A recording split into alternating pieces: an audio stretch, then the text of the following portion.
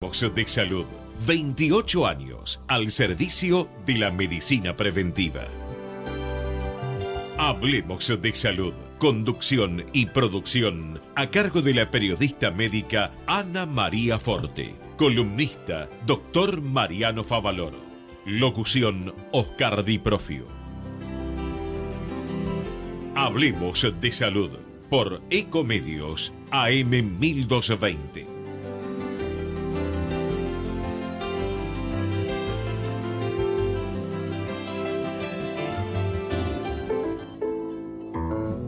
El campo como motor de nuestra economía y los trabajadores rurales como sus protagonistas.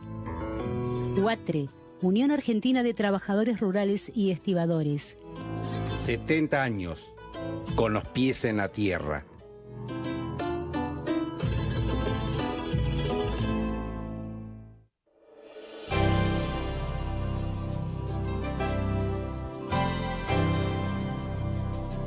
Hola, ¿qué tal? ¿Cómo están ustedes? Soy Ana María y bueno, los invito a una nueva emisión de Hablemos de Salud, como siempre con los mejores profesionales del hospital público y de reconocidas entidades. Les comento que estamos con el doctor Mariano Favaloro, cirujano cardiovascular. Va a hablar acerca de la presión arterial. Ese enemigo silencioso, ¿no? Porque algunas veces no da síntomas. También con otro gran amigo, por favor, tantos años, 29 años, el doctor Héctor Julián, cirujano plástico, va a hablar acerca de la cirugía plástica en la actualidad. También nos visita el doctor Tomás Gripo, que va a hablar de glaucoma, ¿no es cierto? Es una enfermedad, una de las enfermedades oftalmológicas con la cual el paciente puede llegar a tener ceguera. Y también el licenciado Gastón Colodro, psicólogo, psicoanalista, va a hablar acerca del paciente y el diagnóstico en la era del Internet, ¿no es cierto? Me duele acá, voy a ver qué puede ser, abrimos, desplegamos Internet y por favor, nos tenemos que internar en el momento. Pienso que para eso están los médicos, pero informarse también está bueno. Muy buenos días, doctor Mariano Favaloro, ¿cómo se encuentra? Buenos días, Ana María, muy bien, Un gusto. por suerte muy bien. Un gusto. Bueno, Empezando a disfrutar ver. de los aires otoñales. Ay, sí, doctor. Bueno, ¿de qué se trata la presión arterial? La presión arterial, como la palabra lo dice, es la presión que existe en las arterias de circulación en la sangre. Y tiene que estar dentro de un cierto rango de valores, se mide en milímetros de mercurio, por eso es Hg, que quiere decir mercurio. Y los valores son de 3 cifras, pero la gente está acostumbrada a las 2 cifras. 12,8, así, 120-80 milímetros de mercurio.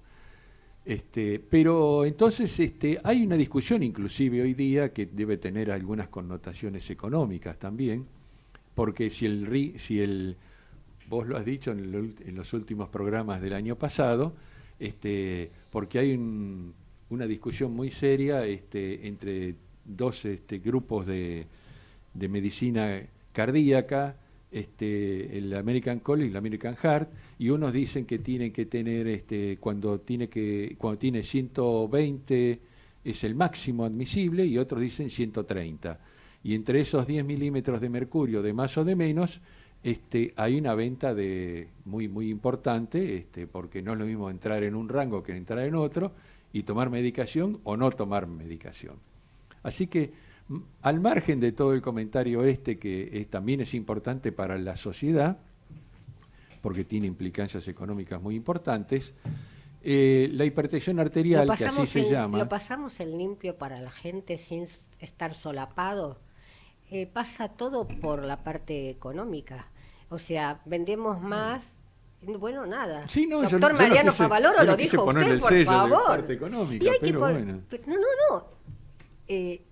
Lo acabas de decir, que yo lo había comentado, sí, y que eso. Acá hay una parte económica. Los médicos o profesionales de la salud que dicen, usted tiene, vamos a decir como el común de la gente, 12, 7 es lo normal, y el otro dice perdón, 13, 7 u 8 es lo normal, y otro le dice no, tenemos que medicar porque lo normal no es eso. Entonces, está queriendo vender. ¿Qué está queriendo hacer? Pareciera. Muy bien, sigamos, Favaloro. Digamos, son influencias de la industria, para decirlo también definitivamente. No, porque la industria es global. Es como cuando uno dice la culpa la tiene el gobierno, que las calles Influencias de están la rotas. industria que a los médicos los inclinan a decir ¿Y cómo los ciertas inclinan? cosas. ¿Cómo los inclinan? Vos que ¿Cómo? hablaste, de la economía hablaste vos. ¿Y cómo los inclinan para que haga eso? Y ¿Los yo mandan no- a un congreso? ¿Le compran una Eh, computadora nueva? ¿Le pintan el consultorio? Te digo un dato nuevo. Ay, por favor. Ha disminuido drásticamente la presencia de médicos en los congresos en Estados Unidos y sobre todo de los médicos argentinos que van a los congresos de Estados Unidos, porque en Estados Unidos acaba de salir una ley que está prohibido cualquier tipo de estímulo de tipo económico, en cualquier sentido que sea, a los profesionales de la salud por parte de la industria. Entonces no hay más viajes ni hoteles Pero hay como había computadoras, siempre. hay regalos Sí, especiales. pero si no hay viajes y no hay hotel, No la van can- al Congreso. La cantidad de americanos que van al Congreso baja. Y la Bajan. cantidad de latinoamericanos que dependen mucho de eso, Sí. de ese estímulo, bajaron drásticamente. Bajaron, pero igualmente existen las computadoras, la pintura del lugar. Sí, sí. Entonces es penoso lo que uno tiene que decir, y jamás yo pondría a todos en la misma bolsa. Pero hace 29 años que vengo diciendo, y era muy nuevita, no es el mejor médico el más viajado. ¿Nos zambullimos en el tema? Eso te iba a- Vamos a la me estaba hipertensión riendo porque dije, arterial. ¿a dónde derivamos el tema de la hipertensión arterial? La Estamos en otra cosa que- derivó el doctor Mariano Favaloro con la pregunta que yo hice. Gracias. Bien. Bueno, entonces la presión elevada tiene un efecto deleterio sobre las arterias. ¿Por qué? Porque es un traumatismo hidráulico, o sea, el golpe de sangre rompe la parte interna de la arteria y se empieza a formar la placa arteriosclerótica. Por lo tanto, ese efecto se ejerce durante muchos años y por eso es el enemigo silencioso, porque la gente se da cuenta cuando hay niveles muy elevados o tiene manifestaciones por la hipertensión ya avanzada. Entonces, lo importante en esto es que como es un fenómeno que va asociado a uno de los grandes síndromes que tenemos hoy día en la población en general y que va a ser y será un problema más grave para el futuro, que es el síndrome metabólico. El síndrome metabólico es obesidad, hipertensión arterial, diabetes. Entonces, todo eso hace que en conjunto hagan explotar las arterias. Se enferman las arterias rápidamente. Entonces, primero es detectarlo. Segundo es prevenirlo desde la infancia. Desde la infancia quiere decir, empezamos desde los 3 o 4 años a tener una cultura familiar de la alimentación sana. ¿Qué es alimentación sana? Baja en sodio y rica en vegetales, frutas, verduras y comidas hechas en la casa. Tengo una Hay duda. que evitar la comida industrializada. Tengo una duda, a ver si yo he entendido mal, no lo tuyo. A los chicos hasta el año o después del año, ¿cuándo es que hay que darle sal porque lo necesita? Siempre necesita un poco de sal, pero lo que yo me estoy refiriendo a no darle comidas saladas y no decirle que coman chisitos, palitos No, y maní pero salado. yo eso como no está- queda claro, pero yo pensaba que no se le debía dar la comida con sal a los niños chiquitos. ¿Está? Eso pensaba.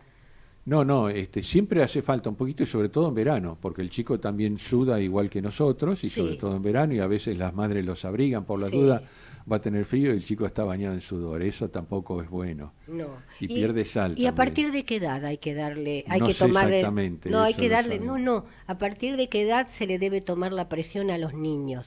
A los niños ya en edad escolar, a partir de, no hay un límite de edad, pero a los 10 años hay muchos brazaletes así de tipo pediátrico. Hay chicos Sí. que a los 3, 4 años hay que tomarle la presión, Ajá. porque se sospecha hipertensión también. Sí. Sobre todo cuando se sospecha que puede estar hipertenso, que hay signos de hipertensión. y después en cualquier edad se le toma, pues justamente para detectarlo, porque otro problema y más si hay antecedentes familiares, ¿no? También, porque otro problema que tenemos hoy día en la sociedad en general es la hipertensión infantil. Por todas estas alteraciones de la alimentación, se ha detectado hasta 10 y 15% de hipertensión infantil relacionados generalmente también con familias obesas y familias alimentadas con mucho sodio, con comidas con mucha sal. Ahora, Mariano, otra pregunta. Perdóname, ¿no? Pero yo con vos tengo confianza de 17 años y te corto cada momento. Pregunte nomás. Bien. ¿Puede ser que la hipertensión arterial sea no una enfermedad en sí, sino provocada por otra enfermedad?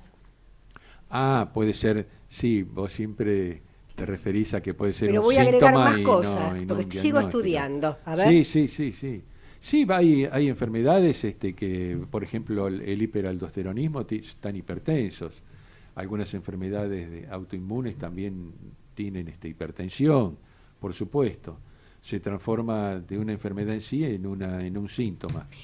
Yo te dije que estoy investigando. Yo soy periodista médica, ¿no es cierto? No soy médica. Me he descubierto una enfermedad llamada fiebre mediterránea familiar. Hoy no estaría frente al micrófono, porque lo que yo tenía, entre otros síntomas, era hipertensión en un mismo día, 14, 15, 18, 16. Mi cardiólogo es el doctor Mariano Favaloro y médico clínico. Me dijo, no da para más, porque ya estaba tomando 20 de un hipertensivo, ¿no es cierto? Bien, yo creo lo siguiente, que la ciencia tiene que seguir investigando y estudiando.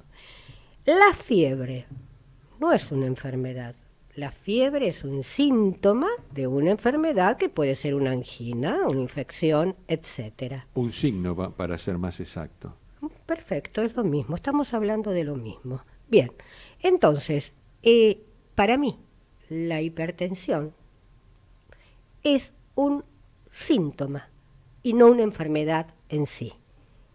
Está en pañales. Vos sabés cómo yo soy, ¿no es cierto? Porque al descubrirme una enfermedad que me llevaba a la muerte y vivo gracias a mí, no paro de investigar. Yo no culpo a ninguno de los médicos que me trataron, pero nadie en todos los años que tengo de vida se le dio por pensar que yo tenía una enfermedad rara o poco frecuente, pero sí un estrés, por ejemplo, o sí cambia el cuerpo por la edad. Entonces yo pido por favor a los médicos que escuchen al paciente y pido al cardiólogo que cuando va un paciente con hipertensión sepan que fiebre mediterránea familiar lleva a la muerte como llevó a la muerte partes de mis familiares y todos muy jóvenes. Abonando todo lo que acabás de comentar vos, la lógica dice, y acá tenemos un psicólogo, que entonces viene el paciente al consultorio, esa es la experiencia que uno tiene. Está bien, es un síntoma entonces hay que tratar la enfermedad. ¿La enfermedad qué es? La obesidad, la dislipemia, o sea que tenga el colesterol elevado y todo. Entonces yo lo primero que le digo al paciente, viene para que lo medique, le digo, está bien, hay que medicarlo ahora porque hay que bajarle la presión, pero lo fundamental es que usted baje de peso, y si baja de peso y come sin sal o con poca sal, no va a necesitar ningún tipo de medicación. No, doctor, a mí deme medicación. Porque están acostumbrados. Y la esposa me dice, deja la comida blanca de sal. Porque están acostumbrados. Come sal con comida. Total, toma la medicación. Y entonces depositan todo el futuro en la medicación y no en tener una salud general. Claro, pero integral. por ejemplo, para tener en cuenta las enfermedades poco frecuentes, y no porque la tengo yo, porque la tiene muchísima gente, por más, yo no tenía ni que dejar la sal, ni nada de nada, porque lo mío estaba provocado por una enfermedad. A eso voy, a decirle a los médicos que tomen en cuenta eso, porque si yo soy obesa y todo, van a pensar, bueno, es una hipertensión. Bueno, y entre comillas, si no es una hipertensión por enfermedad sino que es por algo genético. Hay que detectarla, Ana María, lo que vos querés indicar, las Al enfermedades médico raras. le hablo. Claro, pero ten en cuenta que es poco frecuente y hasta que no Nos se tenemos que morir todos. hasta que no se empiecen a difundir más todas estas enfermedades. ¿Y cómo hacemos? Todas esas ¿Pancartas cosas, en la calle?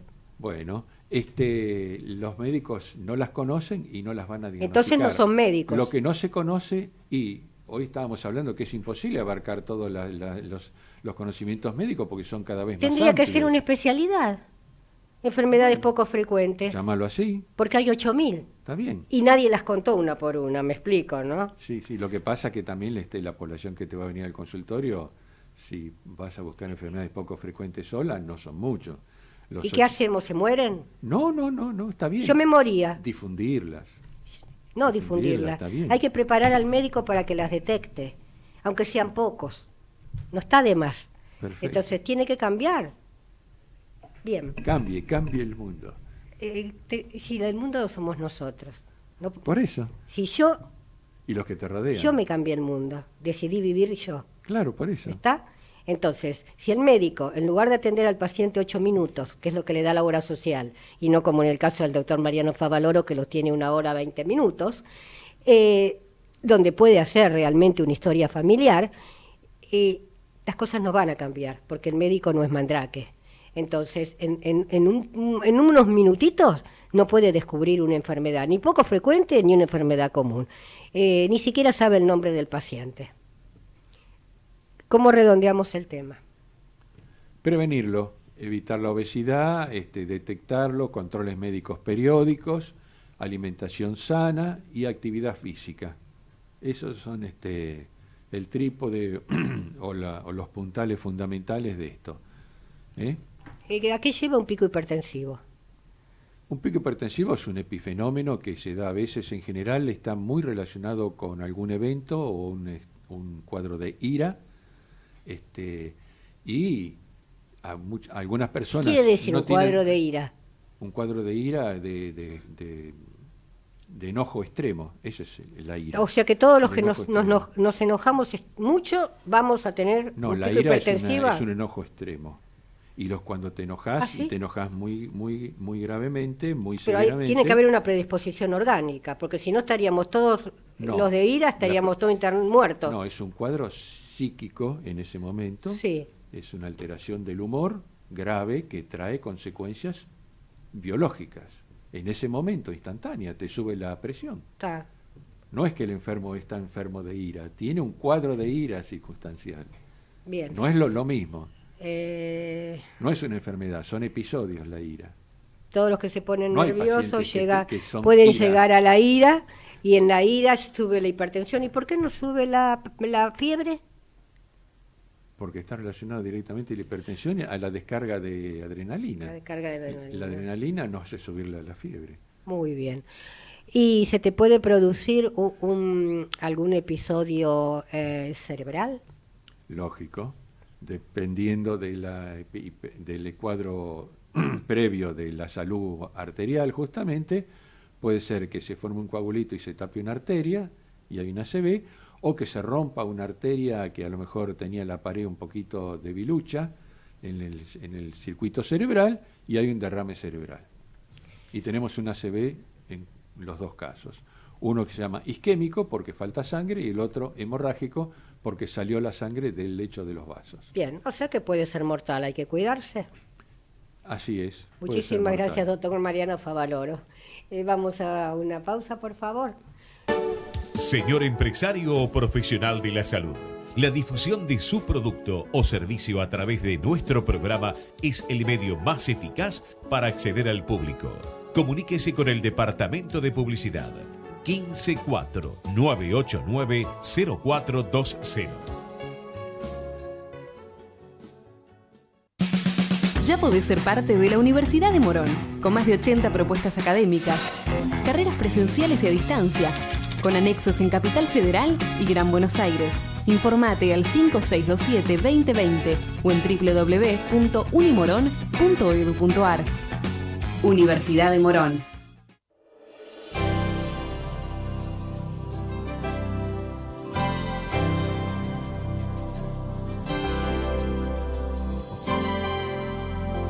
Y continuamos con Hablemos de Salud.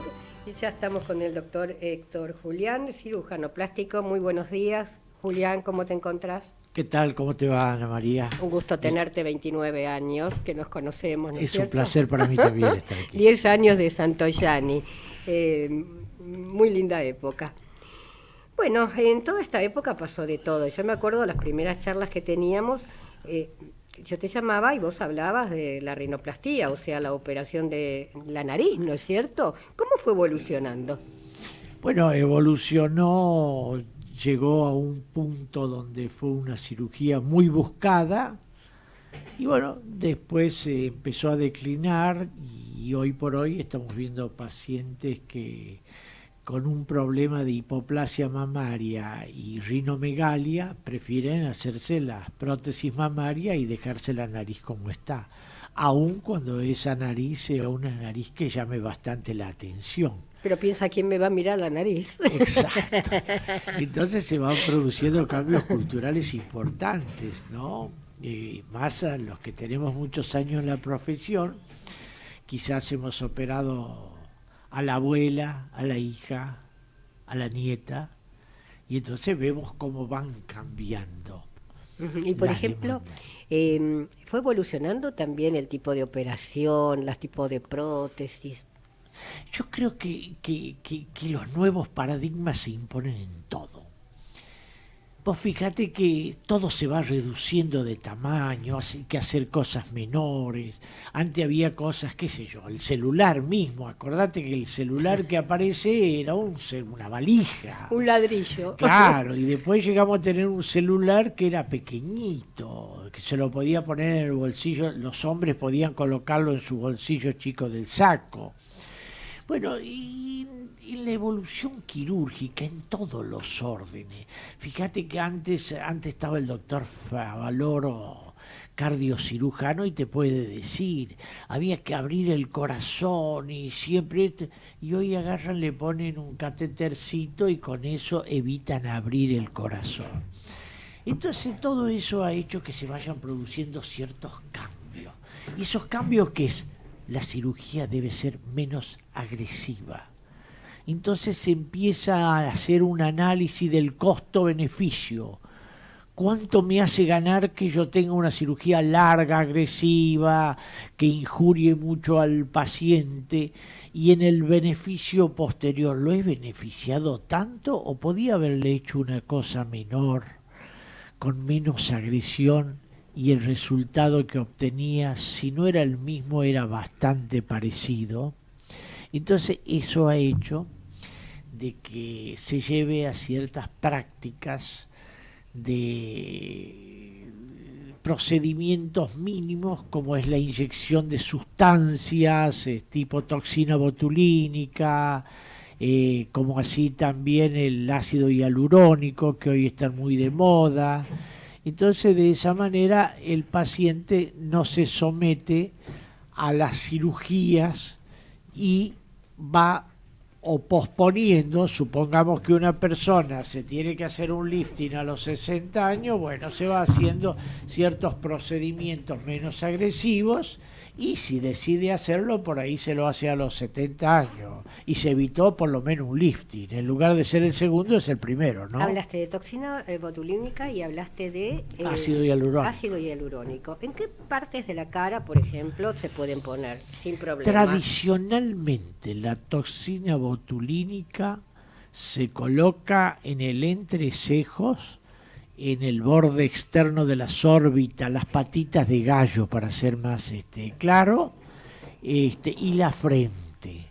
La toxina botulínica soluciona el tema de arrugas porque lo paraliza al músculo. Como el músculo es el responsable de esas arrugas, al paralizarlo, las arrugas desaparecen.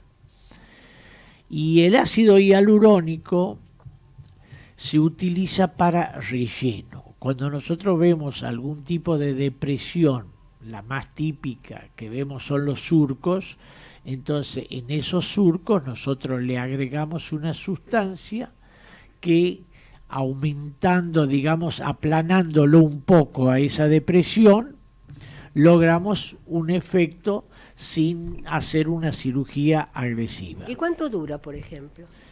Y la toxina botulínica no más allá de 6 meses. Y con el ácido hialurónico hemos tenido alguna experiencia interesante que sobrepasamos el año. Y en algún caso yo he llegado a tener el ácido hialurónico inyectado en los labios 2 años. Uh-huh. Y, por ejemplo, en los párpados, lo que llamamos las mujeres pata de gallo. La pata de gallo, sí. ¿Ahí iría la toxina? Ahí va la toxina porque ahí está el músculo orbicular, que es el responsable de esas arrugas. ¿Y en las comisuras? Y en las comisuras hay que poner el ácido hialurónico para rellenar. Ajá. Bien. ¿Nunca toxina? No, yo diría que yo es muy escuché dificultosa, cosas raras, ¿no? sí, pero Sí. los centrales que se debe usar en el entrecejo, frente y patitas de gallo. Y también podés llegar a usar la toxina botulínica en el cuello, cuando hay esas bandas, mejora bastante, pero digamos que no hay que desvirtuar tanto porque los médicos tenemos eso de querer inventar. Imagínate vos que en todos lados hay un músculo que levanta, otro que baja, que están jugando entre los dos, y vos le querés poner un poco, paralizar al que sube, y por ahí se te escurre un poco el líquido, la toxina, y termina deformando una situación.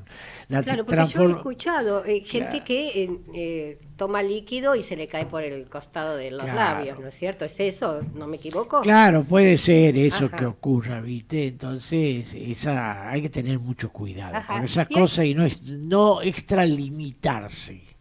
¿Y hay gente que de pronto el Botox lo rechaza, que no le toma? ¿Hay gente así? Yo no he visto eso. Ajá. Nunca lo he visto. Sí te puedo asegurar que al momento de usar la sustancia, la toxina botulínica, cuando nosotros colocamos la aguja en el frasco para obtener el producto, ahí podemos darnos cuenta que no existe la presión negativa que tiene que existir. Cuando no existe esa presión negativa, el producto debe ser desechado. Ajá. O sea que incluso las empresas te reponen el producto, pero el médico tiene que advertir que a ese momento de colocar la aguja en el frasco tiene que haber una presión negativa, un vacío que se llama, que absorbe aire. O sea que hay varios tipos de calidades, digamos. O de colocación. Digamos que puede haber la misma productos de alta calidad, porque sí. Hoy lo que vos nombraste no es el único que tiene alta calidad. Sí, perdón que dije hay la marca. Sí, hay otro, ¿no? Sí, pero hay otro producto que tienen también alta calidad y andan muy bien. Pero si coincide de que pronto un frasco le penetró aire por alguna razón, perfecto, ese producto debe ser desechado porque ya no sirve más. Ajá. Para que tengas idea, son productos que se preparan y se inyectan de inmediato. Si vos preparás un frasco de toxina botulínica y decides inyectarlo al otro día de haberlo preparado, en lugar del 100%, la eficacia es del 80%, y el tercer día sería del 60%, del 40%, del 20%, y al sexto día, lo lamento, no tiene eficacia. Bueno, eso lo sabe simplemente el médico. No, bueno, ¿no? Pero te lo estamos contando y lo hacemos público para todos nuestros oyentes, claro, que se enteren de que no eso. Resulta y por qué no puede resultar, no es por no la resulta, paciente. Es por esas cuestiones. Bien. ¿Y qué opinas del plasma rico en plaquetas en el rostro? Mira, siempre ese tipo de procedimientos uno los va evaluando a través de los años. El plasma rico, a mí lo que me llama la atención que ya tiene 15 años o más o menos aproximadamente, y aún en los congresos lo seguimos respetando. Se ha extendido su uso lo hace el que implanta el pelo, el que coloca un implante en la boca, los traumatólogos lo usan, los cirujanos para la cicatrización. Como que es un producto que ayuda mucho a que se regeneren los tejidos, a la formación de colágeno, de ácido hialurónico propio del organismo, mejora la piel. Es decir, todos admiten que tiene efectos positivos. Ahora, si nosotros vamos a evaluar que en todos los pacientes es así, es probable que no lo sea en todos, ¿no? Pero yo te diría que el procedimiento sigue siendo aceptado, son múltiples los usos que cada vez tiene, y todos los profesionales en general los respetan. Uh-huh. Yo sé que, por ejemplo, para los jugadores, vamos a poner de fútbol, ¿no es cierto? En España, que comenzó hace, como vos decís, más o menos 15 años atrás, da resultado. Ahora hay que ver si da resultado para todos los casos que estábamos hablando. Que vos fíjate que todo ¿no? apunta a lo mismo, ¿no? Nosotros siempre, en cualquier circunstancia, en una cirugía, en todo lo que hace el organismo para reparar una lesión de los tejidos, hace un proceso cicatrizal. Nosotros le llamamos fibrosis. Y parecería que el plasma rico ayuda a esto. Imagínate que a un jugador de fútbol se le rompe una fibrita muscular, entonces el plasma rico lo ayuda a que rápidamente se repare esa lesión y cicatrice lo antes posible. Bien. ¿Me entendés?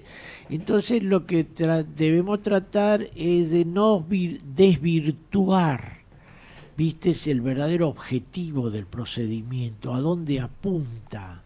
¿Viste? Darle otro fin que el que tiene nos puede llevar a algunos tipos de fracasos, ¿no?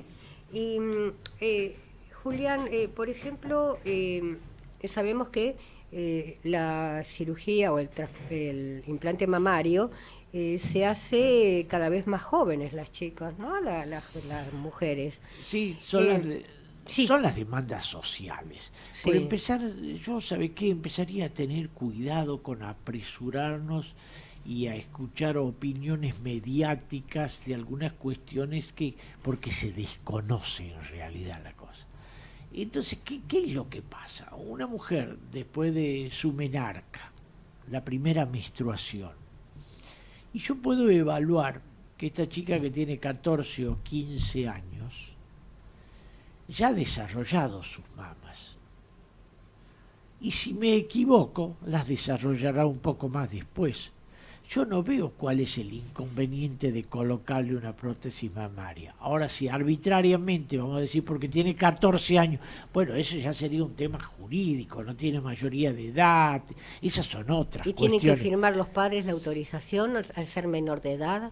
Hasta los 16 años, hoy el nuevo código autoriza procedimientos en el cuerpo, a la misma persona los puede firmar. Cuando tiene ya 16 años no necesita la autorización de su padre, y si el procedimiento sería menos invasivo, aún a los 14 puede hacerlo, como ser los tatuajes, cosa que yo discrepo, alguna invasión tiene eso. Totalmente que tienen invasión. Hay que tener muchísimo cuidado con las agujas, ¿no? Porque a través de ellas se puede transmitir el HIV, entre otras cosas. Bien. En la época de amamantamiento, ¿la mujer puede sufrir alguna incomodidad si tiene colocada prótesis mamaria? Mira, en verdad no tiene ningún tipo de incomodidad, pero aquí a propósito de eso es bueno traer a colación algunas cuestiones que se van dando a través del tiempo. Siempre las incisiones para colocar las prótesis mamarias se hacían o en el surco submamario o en la areola. Cuando se hace en la areola se cortan a veces algunos conductos, o sea, galactóforo. Es la que está alrededor del pezón, ¿no es cierto? Sí. Se cortan algunos conductos. Siempre se dijo no pasa nada, pero ahora parecería ser que eso tiene más tendencia al encapsulamiento, tiene tendencias a que pueda aparecer algún tipo de patología. Se está hablando de un linfoma anaplásico a células gigantes, y entonces en los Estados Unidos hoy prácticamente el 80% de los cirujanos opta directamente por incisiones submamarias, preferible un cortecito en el surco submamario que con pasado el año se transforma en una estría, nadie la va a ver.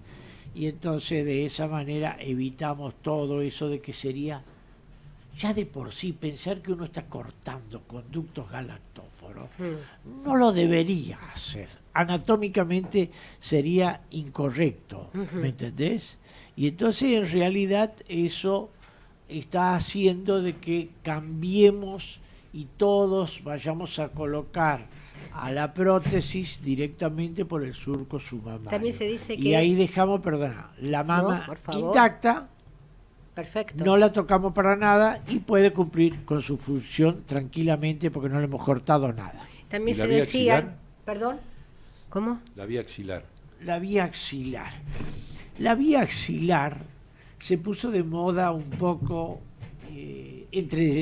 por empezar, me gustaría rendirle un homenaje en la vía axilar al doctor Robles, fallecido ya hace algún tiempo. Creo que ha sido uno de los cirujanos plásticos más brillantes que tuvimos nosotros y desarrolló mucho la vía axilar aquí en la República Argentina. La vía axilar es una vía que en un momento dado se utilizó bastante pensando que habíamos descubierto un camino no convencional y bueno, después hemos visto que tenía algunos problemas, asimetrías en las mamas, podían generarse hemorragia, que no teníamos un acceso visual bueno para controlar la hemostasia y todo ese tipo de cosas. Y en España últimamente, la zona de Madrid y esa zona hacía la vía axilar. Por supuesto en Andalucía jamás, porque al bailar flamenco levantaban los brazos y aparecía la cicatriz, ¿no? Como una cosa bastante así jocosa, digamos, para comentarla. Totalmente. Hoy por hoy creo que estamos reducidos a las 2 vías por lo general.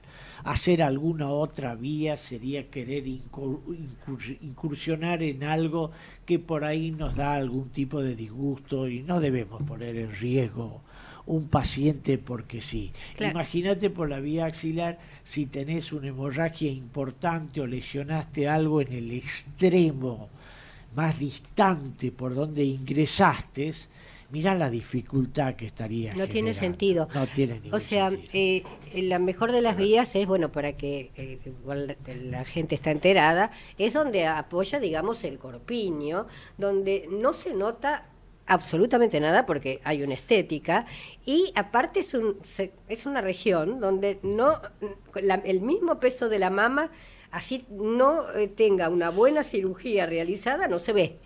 Entonces, exacto. ¿Para qué? Y después, otra de las cosas es que dicen que el pezón puede llegar a quedar insensible, haciéndolo alrededor. Uno se olvida, Ana María, te agradezco mucho. Me había olvidado de decirte, de usted, doctor. Me había olvidado de decirte que el 30% de las incisiones en la vía areolar da alteraciones en la sensibilidad, en más o en menos, o tenés una hiper ahí que te sentís electricidad constante o no sentís nada. Bien. Hay alteraciones en la sensibilidad, te agradezco por tu colaboración. Lo aprendí de vos.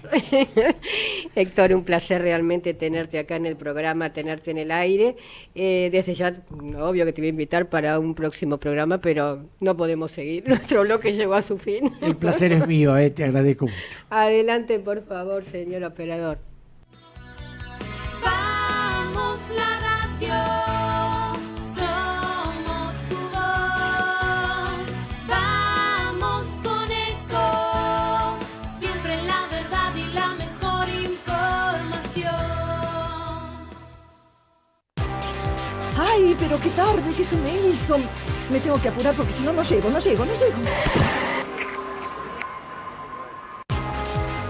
No, ¿pero seguro? ¿Qué problema? Bueno, vamos a encontrar una solución. Bancame ahí que en 2 minutos estoy con vos. Bueno, vos ahora te tenés que ir. Sí, pero yo quiero hablar de esto ahora. Cuando llegue a casa te llamo. 3 de cada 10 muertos en el tránsito son peatones. Cruzá siempre por la senda peatonal o esquina, respetando los semáforos. Allí, todos los vehículos deben darte prioridad. Luchemos por la vida. Descarga gratis de tu celular la aplicación Ecomedios. Podés escucharnos en vivo Informarte con las últimas noticias y entrevistas en audio y video. Búscala y bajate la aplicación Ecomedios. Podés vernos en vivo en ecomedios.com. Contenidos audiovisuales. Conectate con nosotros. Línea directa 4-325-1220. Si usted tiene alguna inquietud sobre su salud o la de su familia, Hablemos de Salud les responde vía mail. Tomen nota, hablemosdesalud@hotmail.com o a través de nuestra página www.hablemosdesalud.com.ar. Ya podés ser parte de la Universidad de Morón, con más de 80 propuestas académicas, carreras presenciales y a distancia, con anexos en Capital Federal y Gran Buenos Aires. Informate al 5627-2020 o en www.unimorón.edu.ar. Universidad de Morón. El campo como motor de nuestra economía y los trabajadores rurales como sus protagonistas. UATRE, Unión Argentina de Trabajadores Rurales y Estibadores. 70 años, con los pies en la tierra. Profesora Karina Uranga, cosmiatra, tratamientos faciales y corporales personalizados. Para contactarse 011 69 68 11 12 o vía mail karinauranga@hotmail.com.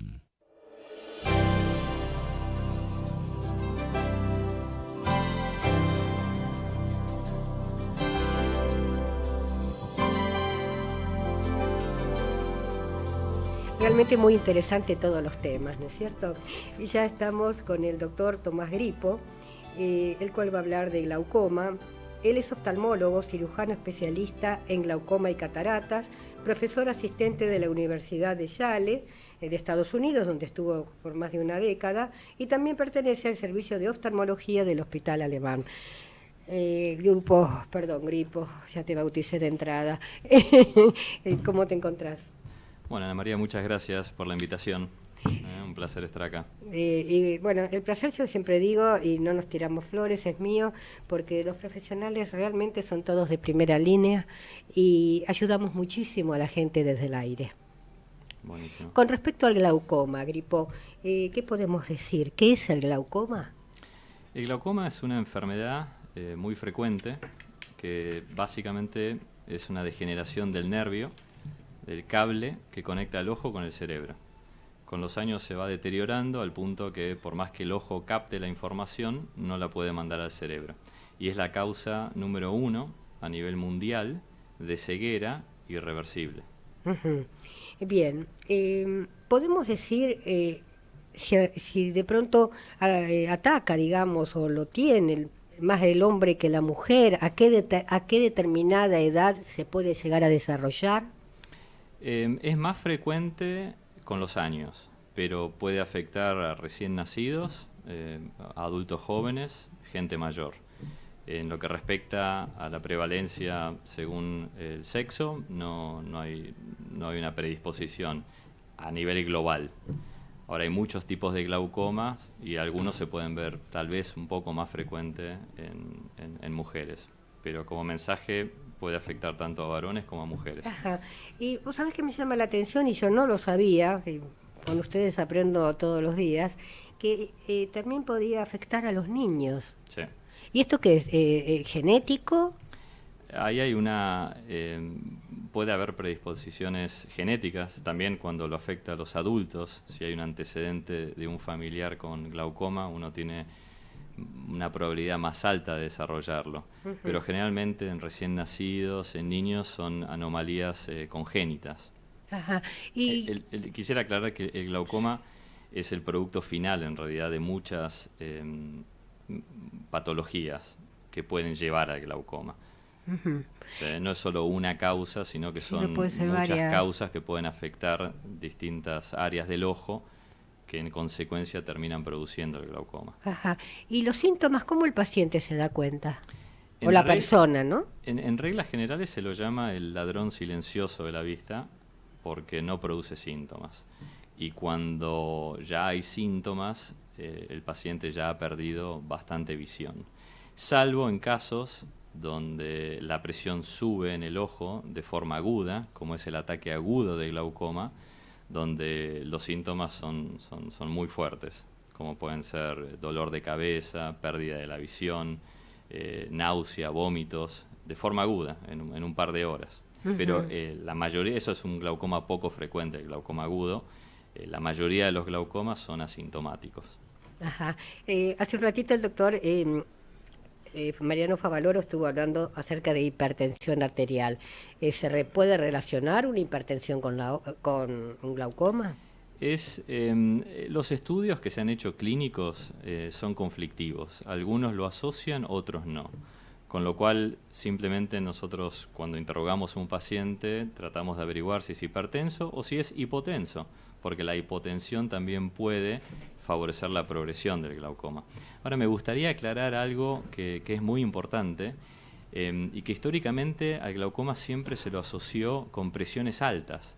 Y la realidad es que existe el glaucoma de presión normal. O sea, gente que tiene presión en el ojo, normal. Presión ocular en el ojo normal, sin embargo desarrolla glaucoma. Por ejemplo, en Japón, el 90% de los glaucomas son de presión normal. Con lo cual, un examen para descartar un glaucoma no simplemente es chequear la presión intraocular, sino que hay que evaluar el ojo globalmente, principalmente el nervio. Y para la gente en general, el hecho de que la presión la tenga normal no descarta el glaucoma. Que eso es algo que en las últimas décadas lo hemos empezado a aprender más. Y vale la aclaración.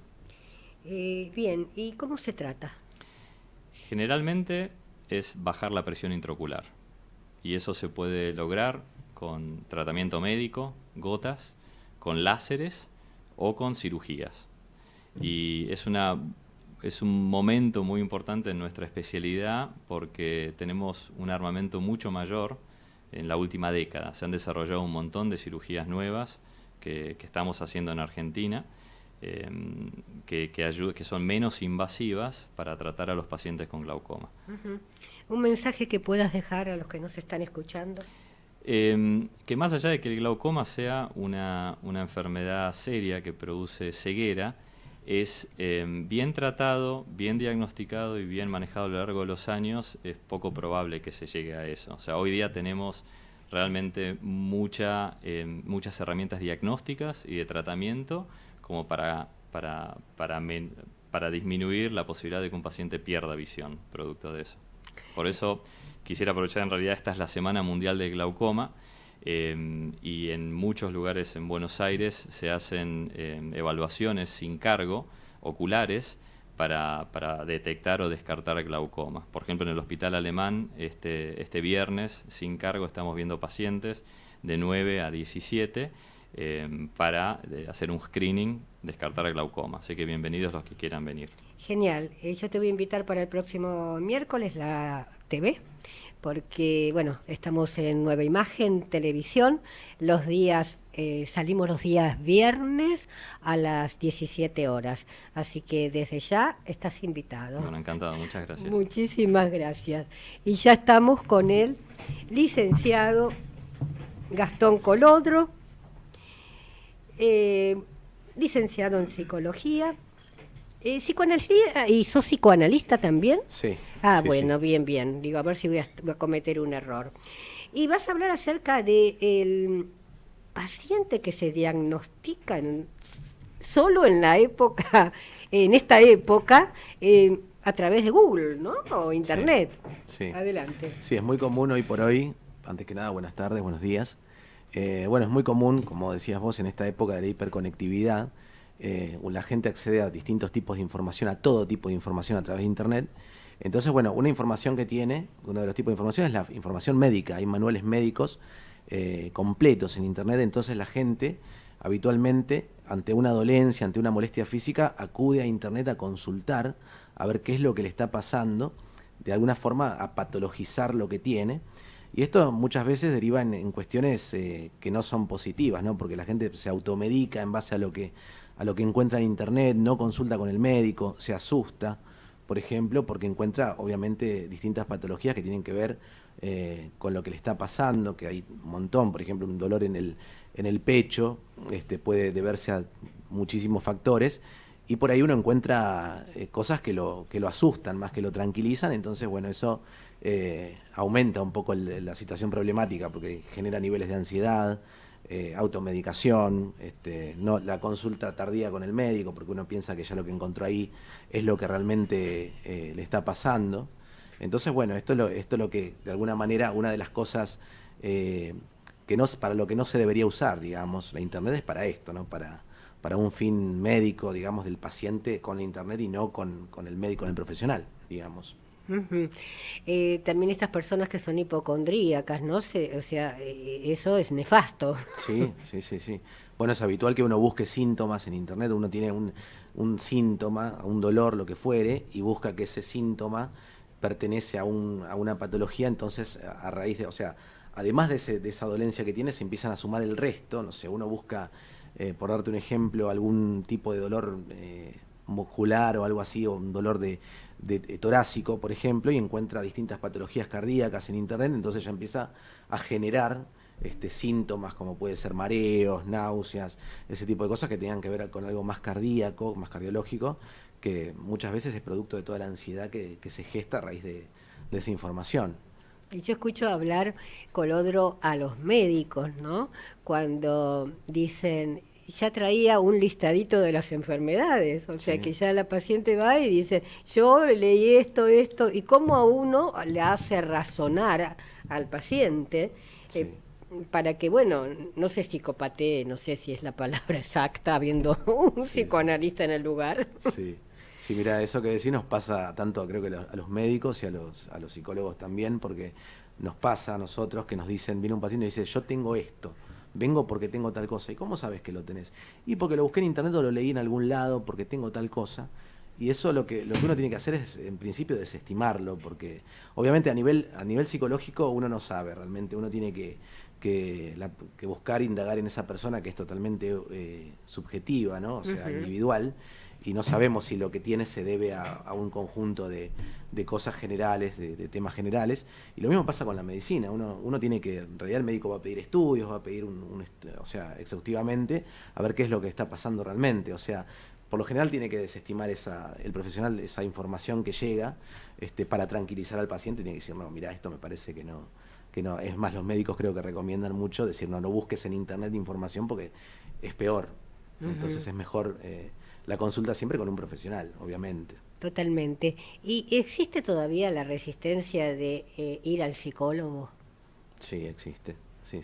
Creo que ahora en menos cantidad, pero sí, está todavía el discurso el famoso discurso que dicen, yo no voy porque no estoy loco. No estoy loco. Prefiero hablarlo con un amigo que encima no me cobra, es gratis. Se escucha mucho eso también, pero hoy por hoy creo que no. Creo que debe ser también a la inmediatez, ¿no? Esto que hablamos de la informática también es parte de la inmediatez en la que uno vive, y la inmediatez a veces genera mucho estrés también. Entonces la gente un poco se nos acerca un poco más, digamos, hoy por hoy. Al principio, cuando estaba charlando con el doctor Mariano Favaloro, decía que, bueno, debido a las obras sociales, bendita sea, porque, bueno, es un mal necesario, los médicos tienen de 7 a 9 minutos como una exageración para tratar a un paciente. ¿Qué ocurre, por ejemplo, con una sesión de psicología, ¿no? ¿Cuál es el tiempo ideal, si es que existe? Sí, eso depende un poco también de la especialidad o de la rama que tenga el profesional.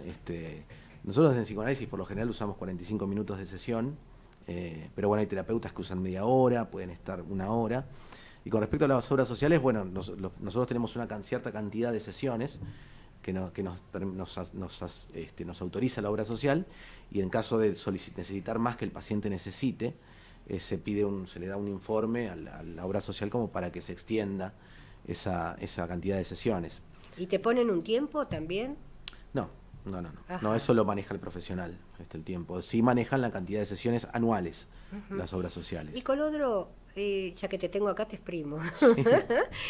Por ejemplo, ¿por qué son más las mujeres que los hombres que van al psicoanalista?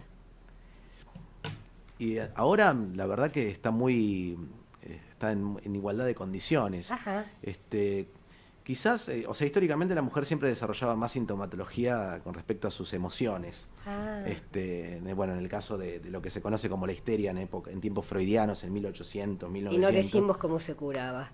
Claro. ¿Cómo la curaba? Que no tiene nada que ver, hay que hacer una aclaración, tiene que ver con lo que uno Sí. popularmente maneja como hay muchos dichos psicoanalíticos por ahí dando vueltas que por ahí no son acertados, ¿no? La histeria era una enfermedad psíquica que tenía distintas sintomatologías y bueno, era muy propia de las mujeres en su momento, de hecho lo es hoy por hoy, no siempre, ya no es lo mismo que antes, pero la mujer siempre manifiesta síntomas emocionales, quizás un poco, el hombre es más resistente, digamos, para cerrar un poco la idea. Vos sabés que yo vi una película, no sé si era una película o eran capítulos armados, de verdad que no me acuerdo, la vi 2 veces, en el cual, bueno, cómo se trataba la histeria.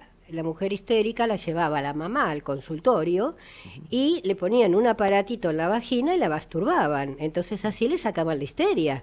Entonces eso me quedó más que grabado, ¿no? Entonces por eso quizá en la actualidad existe algún peyorativo muy feo que se le dice a la mujer cuando se pone nerviosa, ¿no? O está con la menstruación o está con algún otro tipo de necesidades. Eso es todo para un próximo capítulo. Bueno.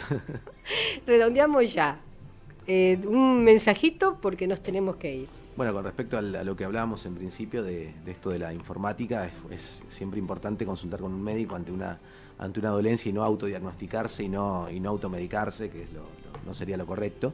Porque uno trata siempre de ponerle nombre al síntoma, eso pasa en la medicina y en la psicoterapia también, uno busca el significado de lo que tiene, pero siempre es con un profesional sería lo correcto, ¿no? Eso sería lo adecuado. Un gustazo tenerte en el programa y desde ya, creo que el próximo programa estás en la TV, ¿no es cierto? Sí. Te espero. Gracias. Bien, recuerden, los espero la próxima semana en este mismo horario y a partir del 23 de marzo vamos a estar todos los viernes a las 17 horas con varias repeticiones, pero el estreno en Nueva Imagen Televisión. Un beso grande, gracias por escucharnos y hasta la próxima.